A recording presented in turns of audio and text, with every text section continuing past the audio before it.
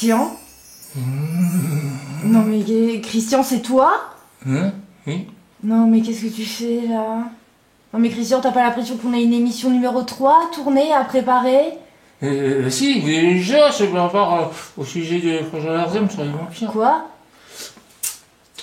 Ah, je trouvais que c'était très judicieux par rapport au sujet sur François Larzem et Ah ouais, les d'accord. vampires. Donc toi tu prends pour Dracula, ouais, ok. Et pour Magali Villeneuve, tu fais quoi? Chewbacca, Frodon? Non, mais pour le sujet 3, l'étrange couleur des larmes de ton corps. Ouais, bah tu vas rien faire du tout. Tu sais quoi? Tu prends tes ailes, tu t'envoles, tu dégages. Allez, hop, hop, hop. Du balai. Tu vas te reposer, tu vas réviser tes textes, ce sera bien. Allez, à demain, hein. Moi, je vais aller chez le coiffeur.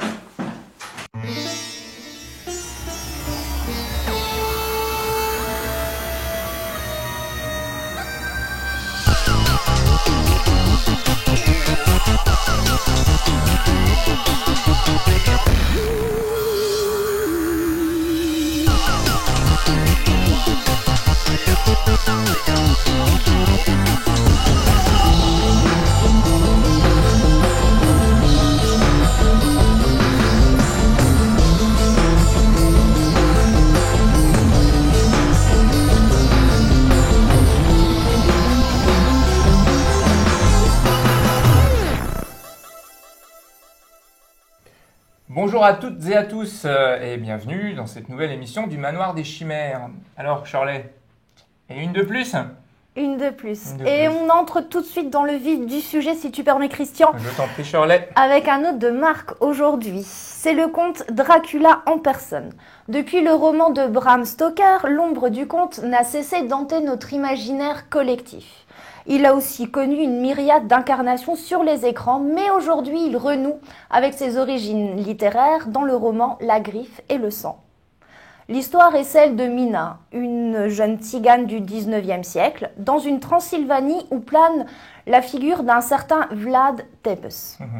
Nous avons emporté nos flacons d'eau bénite, nos crucifix et notre caméra pour partir à la rencontre de l'auteur François Larzem.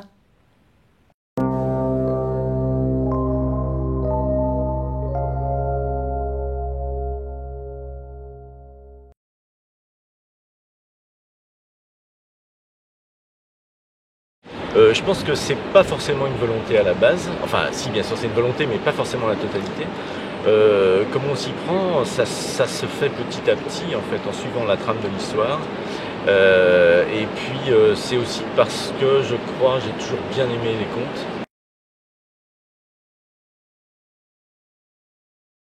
C'est-à-dire que j'ai voulu effectivement retrouver le personnage de Vlad Tepes qui a inspiré donc Bram Stoker pour son Dracula, parce que c'est un personnage qui est très très intéressant. En fait, c'est une période de l'histoire de la Roumanie qui est intéressante.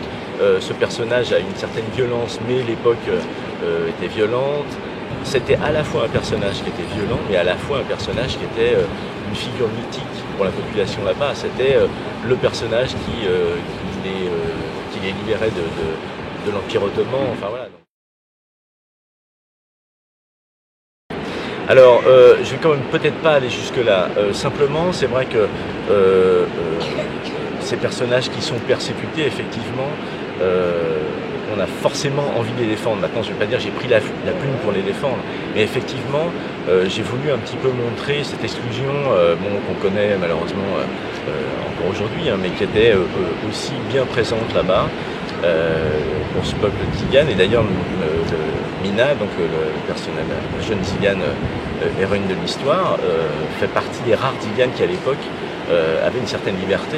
Ça fait aussi partie de l'histoire de Mina, c'est-à-dire tout ce parcours qu'elle va être obligée de faire pour réussir à avoir cette liberté finale, on va dire, quoi. Et dans ce parcours, le personnage de Vlad Tepes a donc une importance primordiale, même si elle n'est pas du tout consciente de ça. Ce personnage a vraiment cette importance. Donc c'est aussi pour dire que par rapport au personnage de Dracula, c'est pas que ce côté négatif et sombre et violent du personnage, c'est aussi ce personnage qui va finir par en fait libérer Mina, même si c'est aussi contre son gré, quoi.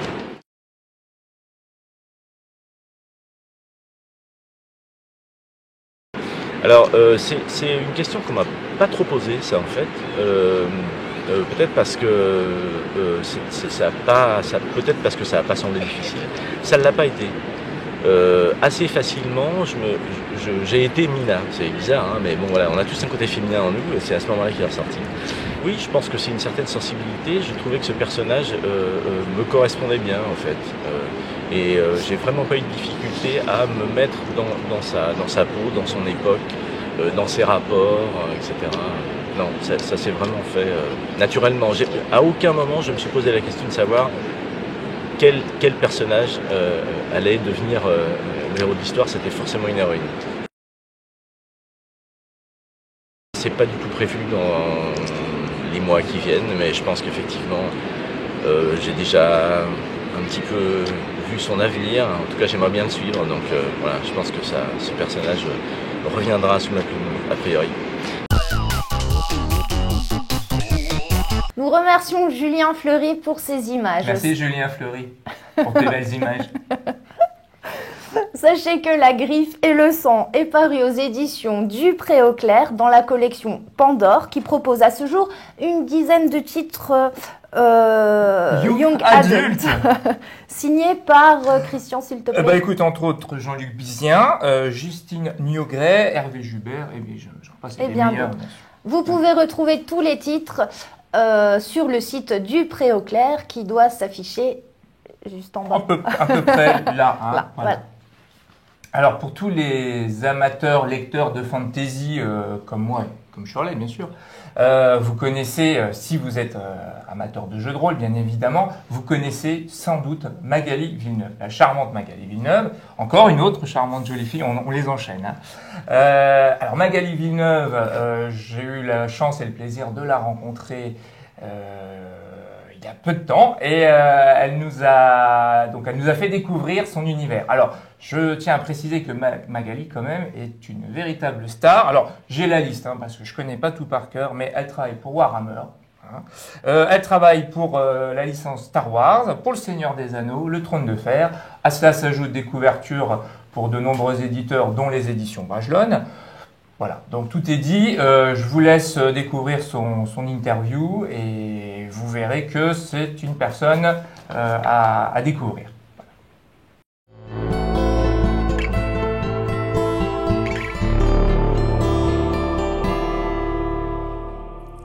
Bonjour, le manoir des chimères.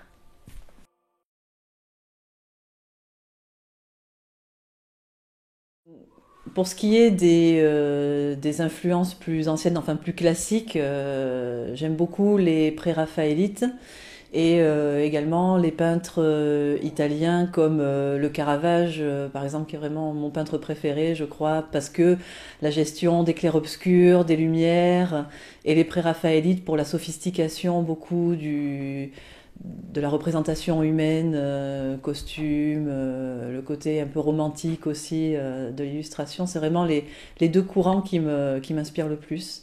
Et Michael Komark, qui est vraiment la référence que je cite le plus souvent parce que lui aussi il a une approche réaliste de l'imaginaire, mais malgré tout toujours avec le côté fantastique qui ressort par des lumières très fortes, des ambiances colorées très intenses. J'aime beaucoup aussi Darken. Pareil, c'est un illustrateur fantasy, fantastique. Généralement, je préfère les illustrateurs masculins, d'ailleurs. Je me retrouve mieux dans des styles masculins plutôt que dans des styles plus féminins. Voilà. J'aime ce qui est un peu plus en force, quelque chose de plus sombre.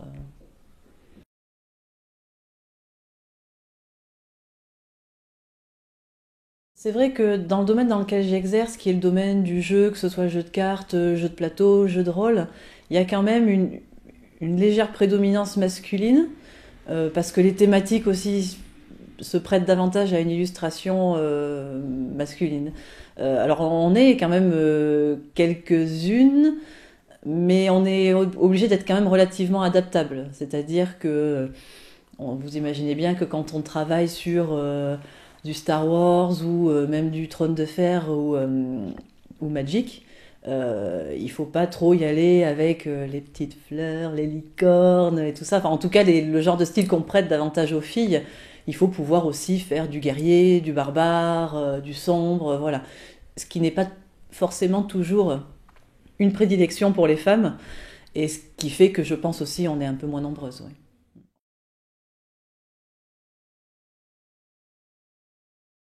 Disons que la transition, elle se fait plus facilement à l'heure actuelle. Après, au début, il faut quand même bien admettre que c'était beaucoup plus difficile. J'ai beaucoup plus d'aisance dans les esthétiques médiévales, voilà. Donc le Seigneur des Anneaux, Trône de Fer, là-dessus, il n'y a pas de souci, je m'intègre dedans sans aucune difficulté. Quand j'ai commencé à travailler sur Star Wars, là par contre, c'était vraiment un gros défi, parce que moi, à la base, le côté aseptisé, que ce soit des environnements comme même des costumes des personnages, c'était beaucoup plus compliqué. Donc il a fallu que j'apprenne, à force de travailler dessus, hein, mais c'est vrai que maintenant, voilà, maintenant j'ai beaucoup moins de difficultés à m'adapter parce que c'est vrai qu'on saute d'une licence à l'autre et chaque licence a ses particularités. Mais oui, ça a demandé un apprentissage.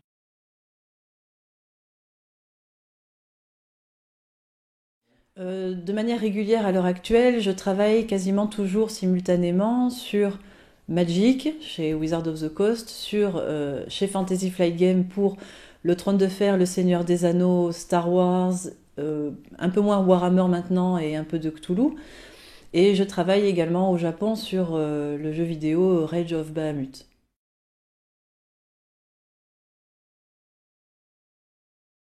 Je vais donner l'exemple de Wizard qui est, je trouve, l'exemple le plus synthétique au niveau de leur façon de procéder.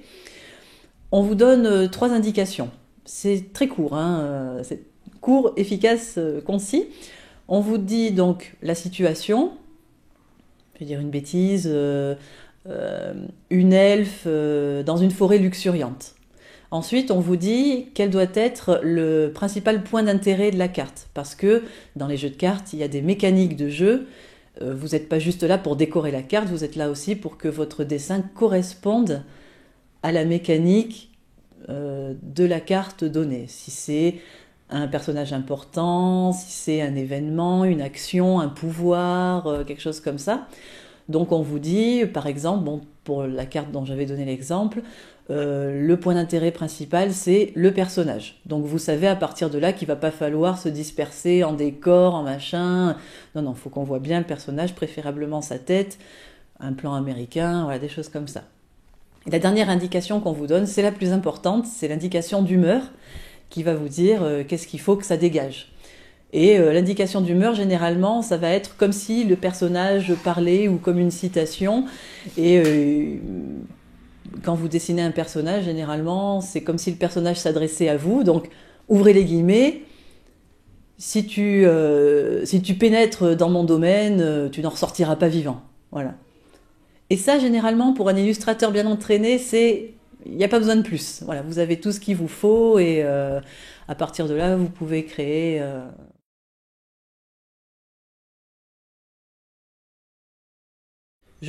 où je suis le plus à l'aise, c'est avec les clients des États-Unis, encore une fois, où j'ai vraiment réussi sans aucun problème à m'insérer dans leur façon de procéder.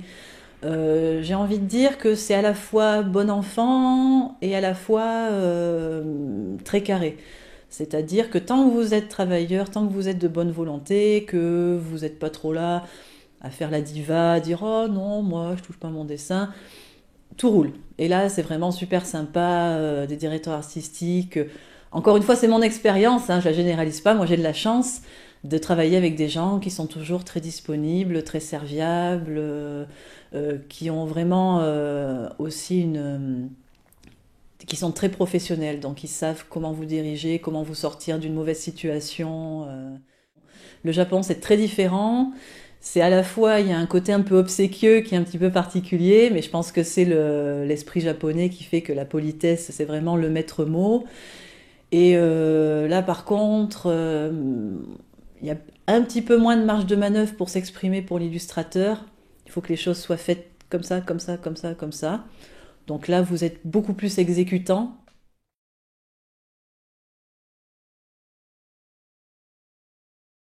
Ma technique de prédilection, Mine de rien, à la base, c'est pas l'ordinateur, c'est pas la couleur, c'est le noir et blanc en crayonné. Voilà, là c'est là que je suis le plus à l'aise.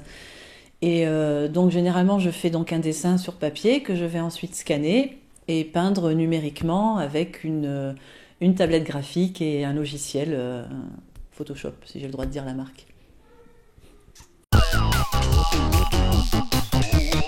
En plus d'être une illustratrice de talent, Magali Villeneuve est également auteure de romans. Sa série La Dernière Terre, qui compte 2 tomes à ce jour, est disponible aux éditions de L'Homme sans nom. En couple à la ville et derrière la caméra, Hélène Catté et Bruno Forzani furent les auteurs de l'extraordinaire Amer, film concept d'une beauté sans pareille, doublé d'une véritable déclaration d'amour au genre du giallo. 4 ans ont passé et ils reviennent tous deux avec L'étrange couleur des larmes de ton corps, un film hypnotique dans lequel ils continuent de malaxer les codes du thriller à l'italienne et ils poussent encore plus loin leurs recherches visuelles et sonores. Ce film, L'étrange couleur des larmes de ton corps, a été un événement au festival de Gérardmer. Où j'ai eu le plaisir de le rencontrer avec mon collègue Julien Fleury, qui est partout décidément. Et donc nous avons interviewé. Tout de suite les images.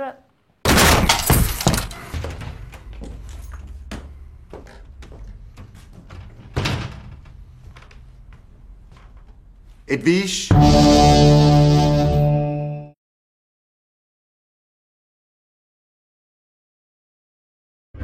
Oui, je revendique. Après, peut-être que sur Amer, on avait trop...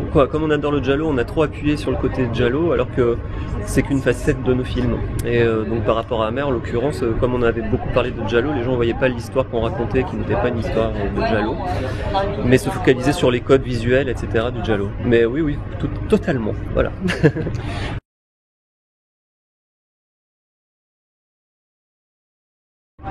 Tout à fait. En fait, on a construit le film comme un labyrinthe. Et le côté ludique du film, c'est justement que t'as pas les flèches bleues pour t'indiquer la sortie. Et donc on voit le film comme un labyrinthe au fur et à mesure des visions qu'on revisite, et au fur et à mesure peut-être qu'on trouvera la sortie un jour. Et donc effectivement la clé est dans le spectateur. Elle est dans le film, mais c'est le spectateur qui doit la trouver. Voilà.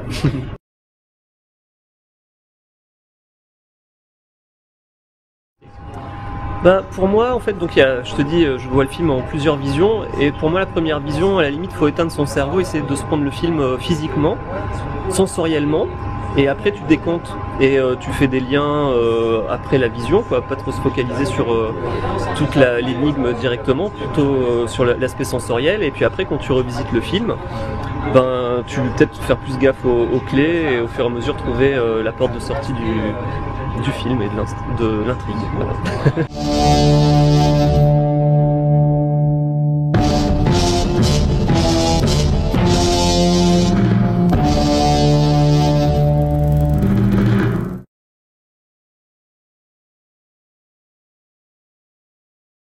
Ouais, quand on regarde la philosophie giallo, si je peux dire, il y a toujours ce côté entre le beau et l'horrible, le désir et la peur. Et là, on y va jusque dans la réalisation où tu as de belles images, un travail sonore important, mais à la fois c'est bon, mais à la fois c'est agressif.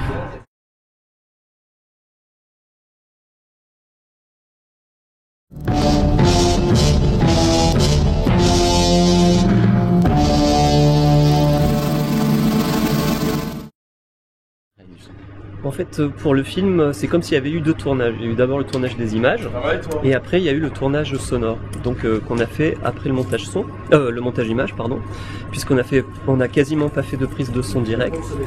Et donc pendant 2 semaines en studio de bruitage, on a recréé avec un bruiteur, Olivier Theis, qui avait aussi travaillé sur Amer, tout le son du film. Et c'est vraiment un tournage sonore qu'on a fait. Et donc avec lui, on est dans la recherche Donc quand tu travailles comme ça le son en post-production, tu travailles toutes les composantes de chaque son. Donc c'est-à-dire si quelqu'un prend un verre d'eau, ben tu as le son de la table, le son du toucher du verre, le son du verre qui tape la table. Donc tu vois, tu décomposes tout ça. Et après au mixage, au niveau de la balance, tu mets plus en avant certains éléments et ça te donne une composante sonore complètement différente de la réalité. Et on a aussi beaucoup travaillé sur les basses parce que donc on voulait faire un film physique et la basse c'est un son que tu sens physiquement et voilà, ouais, c'est ça.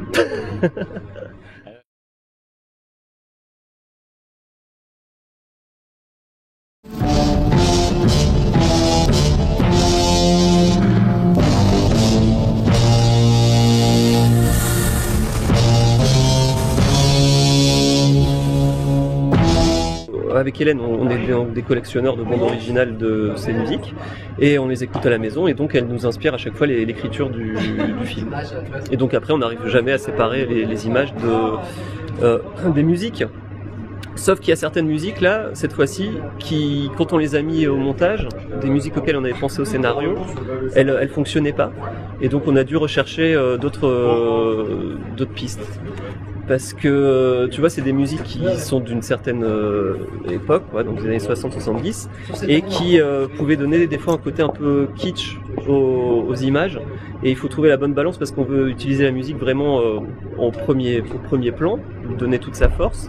Et donc il faut arriver à trouver dans le cinéma, dans une époque comme aujourd'hui, la bonne balance avec une musique des années 60. Voilà.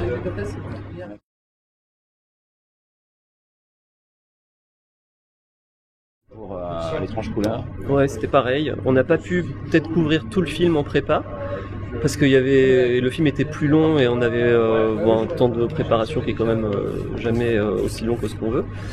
Mais ouais, on a énormément préparé le film en amont. Surtout, on a fait beaucoup de repérage pour essayer vu qu'on la maison est constituée de plusieurs maisons pour voir comment on pouvait matcher différentes maisons qui sont Art Nouveau mais d'autres architectes et tout ça. Et donc il y a eu un gros travail de préparation là-dessus. Ouais.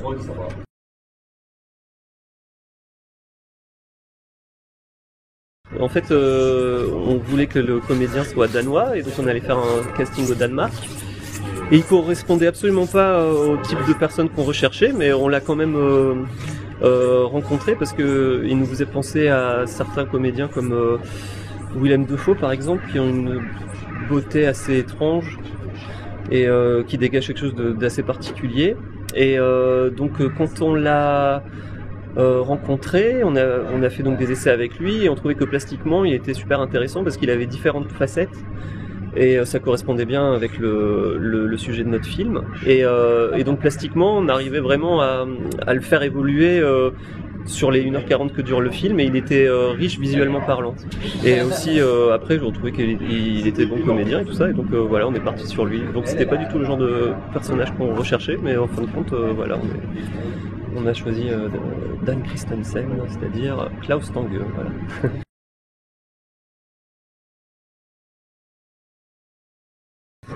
Donc ouais, quand on lisait le scénario, donc on était pris à la fin d'une sorte de vertige, quelque chose de très mélancolique, un côté un peu oppressant. Et donc on tourne le film et on fait le montage image. Et quand on regarde le montage image, quand on voit le montage image, c'est exactement le film qu'on imaginait. Sauf qu'il manque cette dimension oppressante au film. On se dit merde, putain, ça. Quoi, il y a un truc qui marche pas. Puis en fin de compte, tout ça c'est venu avec le son. Il manquait en fait 50% du film et avec le son, on a réussi à donner toute l'ampleur qu'on ressentait en tout cas au scénario. Et ouais, elle a disparu. Ah, mystère. Ouais, mystère. C'est pas moi qui l'ai tué, non. Ah. Vous l'avez bien compris, l'étrange couleur des larmes de ton corps est une expérience cinématographique à vivre impérativement. Sachez que le film est déjà en salle depuis ce 12 mars. Ce 12 mars, absolument. Alors, Shirley, un petit coup de cœur, même deux, je dirais, 2 pour rattraper celui du Deux. mois dernier. Celui du mois dernier qu'on a complètement oublié, mais on avait la tête, je ne sais où. Dans les étoiles. Dans les étoiles. Super-héros. Alors, c'est vrai que nous, on est plutôt dans le fantastique, mais les super-héros, c'est bien aussi parce que on parle des pulps, et c'est aussi notre univers un petit peu étrange. Et donc, je vous conseille vraiment ce DVD. Alors, je ne sais pas, en une ou deux comme ça. Super-héros, l'éternel combat. C'est un film de Michael Cantor. Ça dure 3 heures et vous avez toute l'histoire du comics des débuts jusqu'à aujourd'hui. Donc je vous le conseille vivement. Et on y retrouve Linda Carter, la Wonder Woman. La Wonder Woman qui est toujours aussi jolie. Deuxième coup de cœur, La Belle et la Bête. Alors là c'est d'actualité. En cinéma, bande dessinée, en caleçon, en mug, enfin on le trouve à toutes les sauces. Là en tout cas on le trouve aux éditions Bambou. Donc c'est un album de L'Hermenier, Louki et Dem. Donc je vous le conseille fortement à découvrir. Eh bien voilà. Mais voilà, nous allons nous quitter. Oui, alors. Enfin là quand même, j'irais bien boire un coup. Faut pas oublier d'aller sur www.chimeraworld.com. On n'oublie pas de dire bonjour à Jean-Louis qu'on a enfermé dans la cave, mais qui saura vous raconter des trucs vachement sympas. C'est notre ogre. On avait envie d'adopter un ogre, donc il est au sous-sol et il aura des trucs à vous dire. Donc on y va, on va le nourrir. On va le nourrir, puis nous après on va boire un verre. Voilà, et on se dit au mois prochain. Au revoir.